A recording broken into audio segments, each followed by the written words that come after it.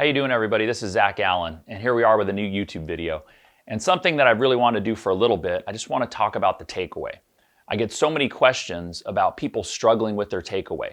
What starts the club back? Is it a one-piece takeaway? Do I hinge my wrist first? Do I shift my weight? Do I turn my body?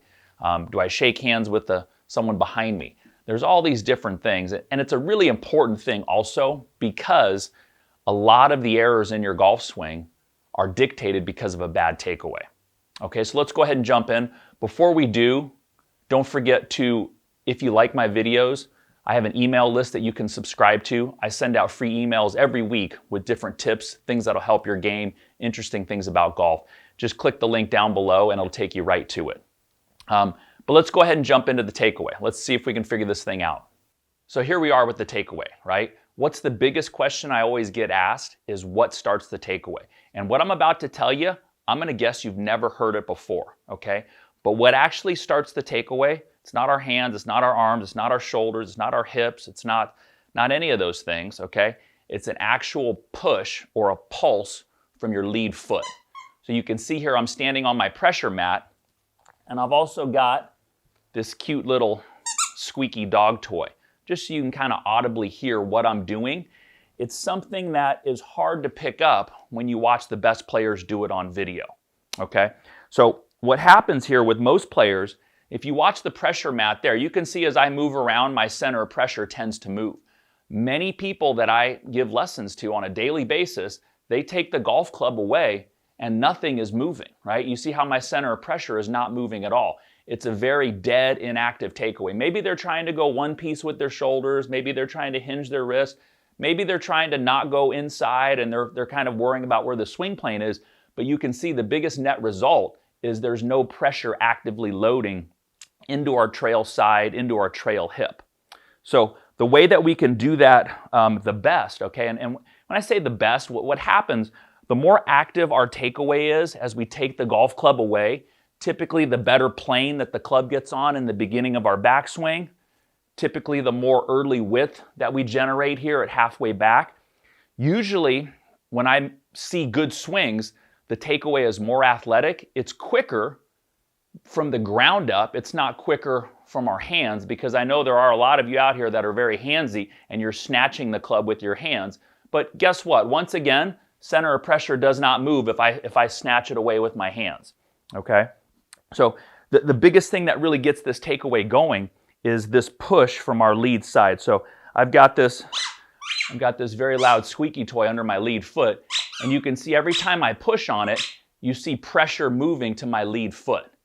So as I'm sitting here, if you're watching me hit balls in person, usually a lot of people say, boy, you look so smooth and yet the ball's going really far. I'm working very hard from the ground up, as should you. That's why a lot of you are kind of experiencing, why does my friend hit as far as, farther than me, yet I'm in better shape than him? Or he looks smoother, more effortless. I'm working so hard and my ball's not going very far. It's all about generating that power from the ground up.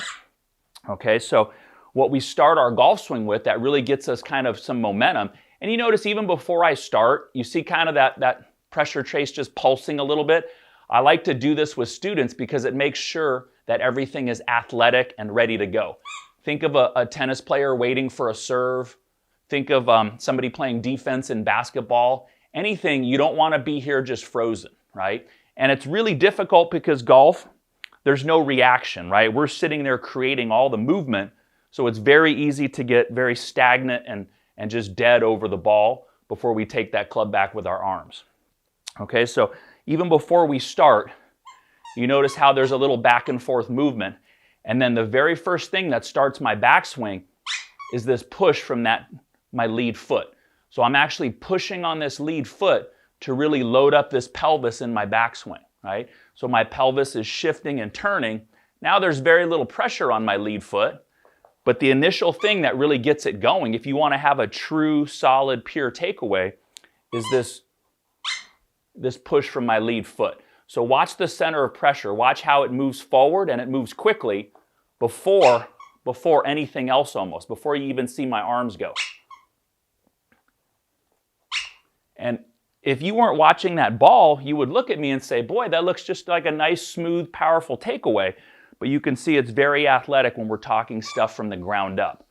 Okay, so I wanted to give you that example first. I'm going to show you some different examples of tour professionals working some of these feelings into their golf swing, how they do it. Some of it's based on your routine of even how you step into the golf ball and what you do before you swing. It's not all just right when we pull the trigger. So that goes into it. We're going to see some examples of that. We're going to see some examples of how they move their body in practice. Different ideas for you to try to absorb into your head so that we can start using the ground better and really initiate the swing with the lower body. And that's the big key to using the lower body on the way down and through. There's many of you out here who've been knowing that I'm not using my lower body, I'm using my arms and shoulders too much. A lot of the missing ingredient is not found on your downswing, it's actually found on your takeaway. If we don't start it correctly from the ground up, we won't finish it like that. Okay, so let's look at some of these examples now. So two long hitting examples here of this lead side push. One is a little more subtle. So take a look at Rory's lead knee here and notice that trigger motion as he pushes off hard with his left foot to initiate the club swing. So a little more subtle there. You have to kind of pay attention to see it. And then this one, obviously you don't have to pay as much attention here. You can see how hard he's pushing the ground even before that club starts to swing back. And obviously Bryson DeChambeau here, probably the longest hitter in golf right now, really using the ground to initiate a lot of speed and strength in his backswing. So let's go ahead and figure out how we can take this out to the driving range and actually start practicing it. So what I do, I use cut up tennis balls with my students. You don't necessarily need to do that. You can just use some rubber tees at the driving range. You could put anything underneath your feet to where you can actually feel some pressure through what's happening into the ground, in through your feet. And all I would suggest as you get started, just be active and in motion to get going, and then really start to feel that dynamic push. Some people call that a trigger or a forward press, but you can see what's actually starting my backswing there. There's a very active athletic push. It's fast and it's a big trace. We don't want to be doing this stuff, okay? So once you start to get that feeling, start to bring that into full swings, and you'll once and for all start to feel like you're really using your entire body to hit the golf ball. I hope you like that, and I'll see you next video. Thank you so much for watching that video. If you really liked it, feel free to subscribe or give me a thumbs up. I love hearing from you guys too, so definitely drop a comment with any questions or concerns. But if you really want to get a lot of my content that's not on YouTube, I have an email list.